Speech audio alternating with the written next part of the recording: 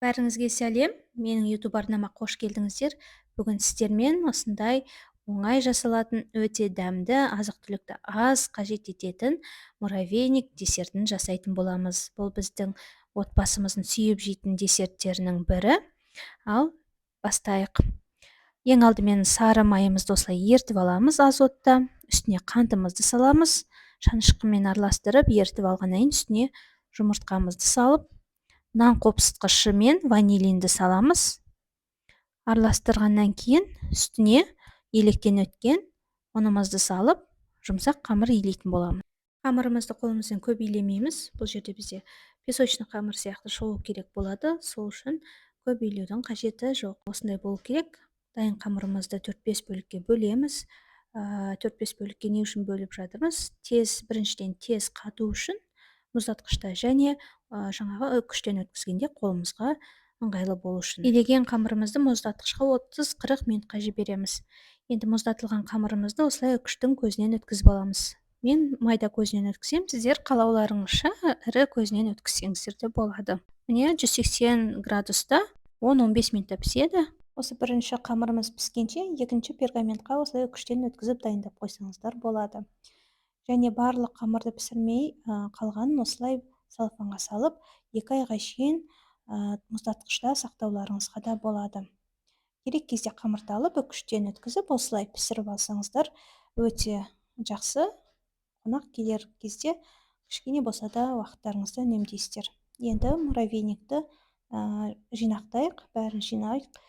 Осындай қоюлатылған сүтімізді саламыз үстіне, жақсылап араластырамыз қолымызбен. Мен көз мөлшерде салдым. Барлық қажетті азық-түліктерді осы видеоның астына жазып қоятын боламын. Бізге енді қажеті су, стақан қажет, және осындай сатуға шығаратын болсаңыздар, осы муравейникті бізге андай қағаз қажет болады.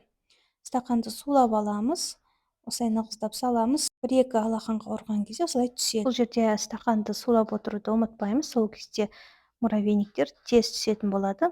Және қараңыздар, мен қазір осындай порционный, яғни бөлімділерге бөлінген муравейник, және осылай тәрелкеге осылай салып қойсаңыздар да болады. Осындай 2 түрі. Осы муравейникті сатуға да шығарсаңыздар болады. Жаңағындай қағазға салып, бетін әрлеп, әдемілеп, сіздерге көрсететін боламын. Оны мақ немесе күнжітті қолдансаңыздар болады, және шоколад.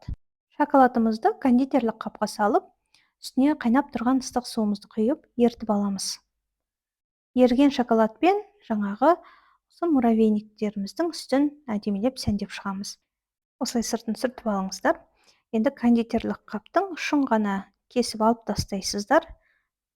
Көп кесіп тастамаңыздар, ұшын ғана. Енді осы муравейниктің үстін сәндеп шығамыз. Міне осындай әдемілеп узор жасаймыз.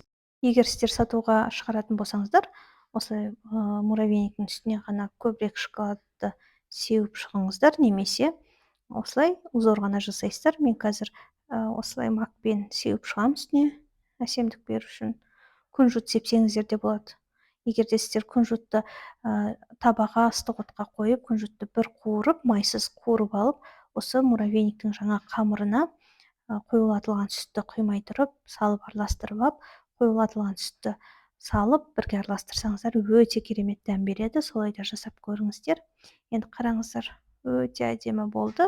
Сіздерге көрсетіп жатырмын. Кескен кезде дауысын естіңіздер.